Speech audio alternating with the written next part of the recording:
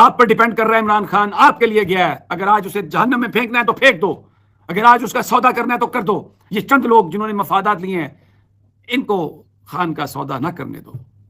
खान 75 साल में ऐसा लीडर नहीं मिलेगा पाकिस्तान को, आने वाले वक्तों में भी नहीं मिलेगा। इसको जाया मत करो लोगों, इसको जाया मत करो, मैं आपसे ये कह रहा हूं।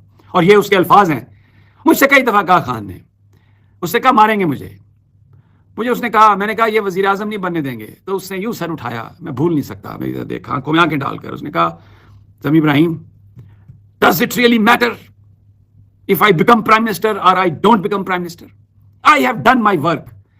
I have told my nation. I have make them fully understood. उठाने बनते हैं। ये सब कुछ जो हो रहा है खान की अप्रूवल के बगैर हो रहा है, और उसके साथ बात करने के लिए कुछ तैयार भी नहीं हो रहा, जा भी नहीं रहे।